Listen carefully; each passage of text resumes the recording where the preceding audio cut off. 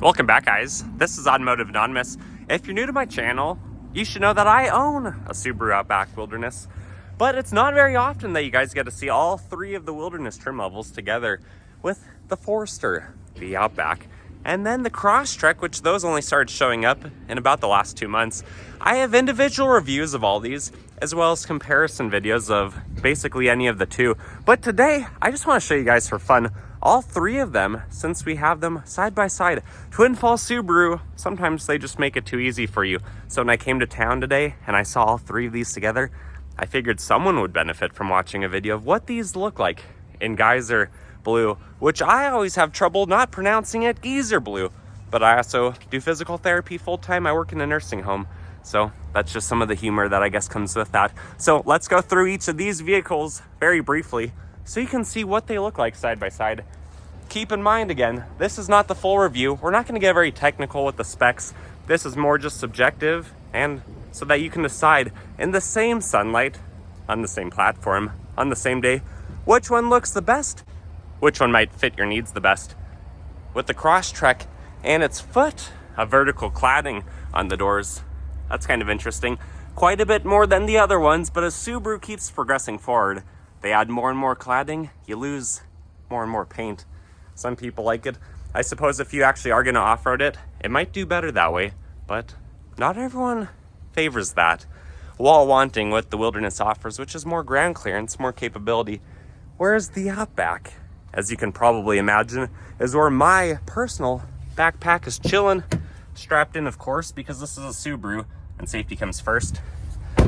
But these have aged really well, and there were only minor changes for 2024. You can distinguish the 24 between the 22 or 23 by the way that it is, with how the front grille or the front bumper is a little bit updated. But overall, you can see this is the big brother to the smaller Crosstrek. It's roughly a foot longer at about 16 feet rather than 15 feet. Maybe a tad wider, tad higher, especially in the rear. But overall, yeah, not too bad. This is basically just the baby brother. And I really do actually like the new wheel design on the Crosstreks. That is one thing that I think they have going for it.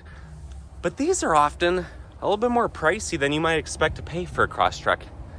This one is $36,000, whereas the Outback, you can see on the sticker, is discounted $3,000 to $42,000. And the Forester, it is actually 23. It's not the new 2024, which the only difference is it lost the CD player, but that one's $37,800. So this Forester, which in my opinion actually offers quite a bit more than the Crosstrek, including a full-size spare, a front-facing camera, and stuff like that, it only, in my area, is about $1,500 more than a Crosstrek, which doesn't offer that stuff. And it has the same powertrain. But these all are basically top safety picks, top safety pick pluses in the case of the Forester and the Outback. They all have really bright LED headlights and fog lights, and they all have the Geolandar all-terrain tires, which I've had mine on my own Outback for a little over 30,000 miles. They have roughly 8/32 tread, or a 1/4 inch, and they do phenomenally well in the winter, and they are Snowflake Mountain Peak rated, as can be seen right here. That's a symbol that you want to look for. Unfortunately, a lot of the Toyotas that you can buy that might have pretty good name brand tires, they actually don't have the same tread depth or the Snowflake Peak that these Geolandars actually come factory with Subaru, which is pretty cool. But let's briefly go through them so that I can keep this video hopefully in under 10 minutes for you guys. Proximity key features. The door panel looks really good. You get the Subaru Wilderness tag. You have the Harman Kardon speakers on this one. Baby-sized Subaru on the door sill, but you do have the StarTex power heated seats with a ginormous panoramic moonroof up top. It's just closed on this one, but when we open it, well, it's in a lot of natural light. Rubberized mats, aluminum pedals, hood release fuse box. If you know Foresters, you know that this is pretty typical for these. And it's just comfortable. It's a nice place to be. You have the upper screen as well. CD player, because it's a 2023, so you can still find a brand new 2023. Plugins down here, the shifter, front-facing camera, CD tray, cup holders, and 12 volt. Overall, pretty cool place to be. These really come with a lot of features for about $37,000. The back seats on the Forester are also fantastic. They're huge. Look at that big door panel. And it opens probably about 80 degrees, which is fantastic. StarTech seats follow with the same copper stitching. You can recline the seats, which they're already forward, or mostly they were, but they're still light. They're easy to maneuver. They're not thick like Dodge seats that take up so much of your interior volume that you have a ginormous vehicle with very little passenger room. And sitting behind myself, I'm 5'11". I have that much room. Double mat pockets, the pamphlets, no heated seats, but you do have outlets, ventilation, some cup holders. And especially when the moonroof is open, you have a really nice view of the inside of the Forester with really good access to the back. But there is the privacy shade back there, so that does block a little bit of the view. But let's come around to the hatch. If you guys are new to my channel, I just posted a few days ago from the time I'm filming this 14 secrets about Subarus. Most of them are applicable to all of these, such as things like the pin code on the back, how to tow it, and a bunch of other stuff. But check out that video if you want to see that. Otherwise, should have the power lift gate. The hatch opens pretty high, so if you're opening it in your garage and your garage is under 7 feet, you're going to have a collision. But if it's a standard height garage, you're probably going to be fine. Harman Kardon speakers, some tie downs. You can actually drop the seats with these if the seatbelt doesn't catch it. So that's kind of a cool feature. Sunshade, which can also hide underneath where the spare tire is, which is the full-size spare on these two, but not on the Crosstrek. I'm disappointed, Crosstrek. Anyways, I'll show you what that looks like under here. You do have this extra bag. You have some storage down here, and then the spare tire is tucked away with all of the tools. We're just kind of limited on room unless we unclip that. But otherwise, you can lock and lower, or just lower, which is what I'm gonna do, because we are gonna move on to the Outback, which is the one I bought primarily because it has the turbo engine. On average, the turbo Outback is 2.5 to about 4 seconds faster than either of these, depending on time of year and altitude. The altitude here is just under 4,000 feet. Density altitude during the summer is up to 7,500 feet. So naturally aspirated engines lose about 3 to 3.5% horsepower per 1,000 feet. So the Forester and the Crosstrek can be down on power up to about 25%, whereas the Outback can only be down on power maybe 10%. So on my GPS testing, the Outback's usually a low to high 6, 0 to 60. Whereas the Crosstrek and the Forester, they're usually at best about 9 seconds, at worst about 11 seconds.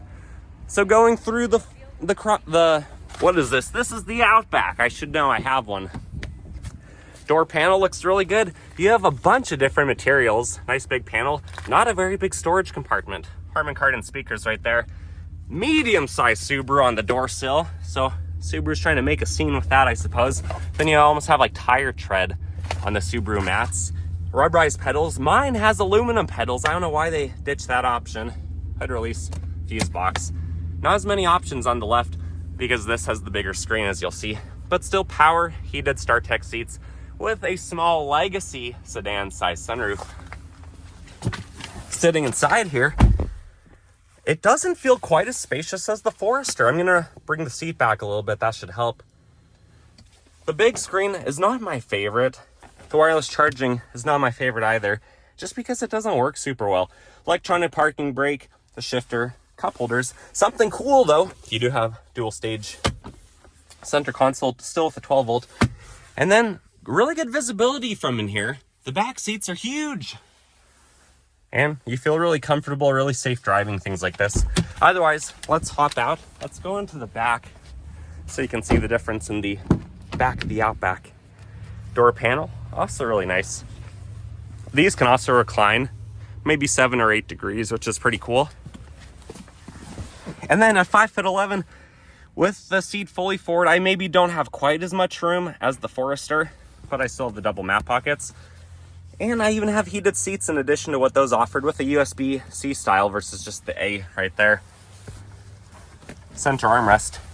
It's actually a little bit wider than I feel like the Forester felt, but the cup holders are still in the wrong rotation. I don't have as much natural light with the smaller sedan size moonroof, but look at the sun shining through. That's pretty neat. Visibility from back here, it feels fine. It's just not the same fishbowl effect that the Forester is, but we can live with that. And then coming around to the back with the hatch, same thing, same techniques and ways to get into the back, but I don't have the key on me, so we're just gonna use the power liftgate from underneath the emblem. It also has the pin code, of course. And back here, a little over 30 cubic feet of room. Drop the seats, it's about 75. They're easy to drop with the handles. If the seatbelt doesn't hold it, and that's a win for the Outback. Otherwise, you have more all-weather protective lining, Harman Kardon speaker on the driver's side rather than the passenger side in the Forester. And then you have the mesh pocket, the tie-downs. Again, this just gets in the way. I'm not going to unclip it right now, but you do have the spare tire, full size down there, with all your tools and your eye bolt hole to help you tow from any of those copper accent points, which is pretty darn impressive. And then the same features to lock and lower, or just lower, whatever your heart desires. And now we're at the Crosstrek, which has Subaru stamped into the bumper, which I think that feature is pretty cool. This does have the best departure angle of all of them. The Outback has, I think it's about a 23-degree departure angle. The Forester, I believe, off of my memory, is closer to 30, and the Forester is a little bit better. Sorry, the Crosstrek is a little bit better. This departure angle is actually similar to a Toyota 4Runner, which is really cool. And it's one of the main reasons why you might buy the Crosstrek if you are going to take it more for the off-road capability, but just decide what you're going to do about not having a full-size spare tire. Otherwise, when you go inside of it, the door panel looks really nice. It has all the best features that you're going to find on a Subaru Crosstrek. Nice big door handle, not quite as big as the Forester and the Outback. This one only fits about 8 fingers rather than 11. But still nice soft touch materials, easy to clean and wipe down. You have kind of that fake carbon fiber theme. And then the Harman Kardon speakers even on this one. So that helps justify the price a little bit. Bottle holder, some snacks. But there is nothing on the door sill. Rubberized mats, rubberized pedals, hood release, fuse box. This one doesn't even have any extra lighting on it. And then ventilation, it's a pretty wide vent. Power seats, they are StarTex, they're heated. We're gonna move them back. You can watch it in real time. Subaru Wilderness stamped in the top, which I really like and appreciate that Subaru did that on all of these different models. And then sitting inside here, it's cozy, it's comfortable. It reminds me of my 2nd gen Crosstrek, and you're gonna have a good time. Visibility is similar or maybe worse than the Outback. The windows just aren't as tall as how tall they are in the Forester. And you get the big screen, which again is not my favorite. I miss the HVAC controls. I miss having those physically. Because when I fire up my Subaru on a cold day, it sometimes takes over 5 seconds before I can adjust whatever's blowing, whatever's going on with the ventilation. Plugins, wireless charging. I haven't used this one much, this mat, but I can only imagine it works better than the one on the other Subarus. Electronic parking brake. No front-facing camera. Heated seats, high and low. Cup holders. 12 volt. CD tray. Subaru, just like the new Forester, the 24, you ditched the CD player. Redesigned the center console. What are you doing? Otherwise, it actually has a pretty deep, pretty good size center console. No sunglass storage up top. You do have LED lighting. You have about the same size moonroof that you got on the Outback. This doesn't extend like the Outback does, but you do have the extension right there. And then this one, also has LED lighting. Not too bad, I suppose. It is a little bit more cramped than the other Subaru Wildernesses, but I can't complain too much. Let's hop around. I'll show you what it's like to sit in the back of the Wilderness Crosstrek. Window stickers falling down. But the door panel, again, pretty soft touch materials. Easy to wipe down, easy to clean. I think they're gonna age really well. Most StarTex seats, by the way, you just need to clean them with a warm, wet rag.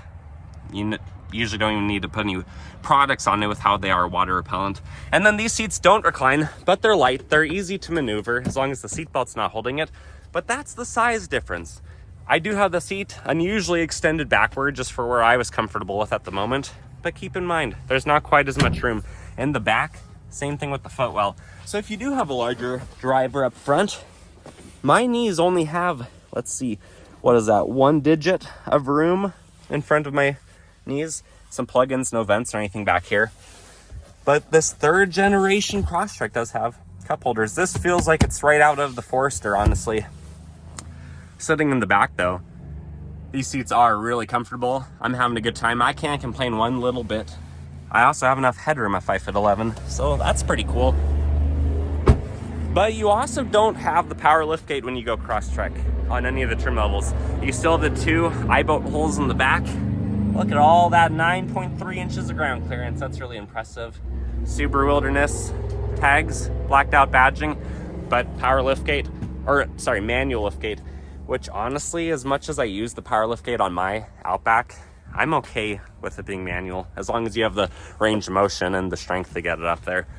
Otherwise, you more have about 21 cubic feet of room back here. Drop the seats, it's about 55. So the smaller package of the Crosstrek, for being about the same length overall as the Forester, you lose about 20 cubic feet of total cargo capacity, but that's because it's taller and extends out further, even though the wheelbase parameter dimensions overall are similar outside of the top of the vehicle. And then incandescent lighting, you have the dog bowl right there, or a chili bowl if you, I guess, go to Wendy's or some restaurant like that. Kind of like the tire tread mats again. This one is still spec'd with the extra, the mesh bag. And then temporary spare tire with the eye bolt right there, the scissor jack, and everything else that you'll need back here with the privacy shade, which is a cool feature. Personally, I don't use mine, but basically every Subaru is optioned that way, and it can be a really nice feature to have. People can't see what's in the back, they're less likely to break in, I suppose is the theory. It also protects things from the sunlight and whatnot else. A little bit more cool pattern right there on kind of that bumper sill. And overall, guys, that's just a quick and dirty, subjective walk around of the 3 Wilderness models, and guys are blue. They all look fantastic. I would love if you would comment below which one's your favorite, which ones are you wanting to own or have you owned. As far as I'm concerned, I'll probably keep my Outback for a while. It doesn't sound like the new 2025 Forester will come in a hybrid, but this is a really cool example and demonstration of what these are and what the pricing is. Again, just over 36 for this one, 42 for the Outback, where it's discounted $3,000 from Twin Falls Subaru, and then about 37.8 for the Forester. Which one's the best deal? Which one's the best bargain? If you guys enjoyed this video, please consider liking this video. That small act of kindness really goes a long way, and it helps the channel to grow, so I appreciate that. Otherwise, I post a couple times a week. I have individual reviews of all of these that are more objective and more set up rather than this impromptu review. But if you're still listening, I appreciate you. Thank you for being here. Have an awesome rest of your day. Take care.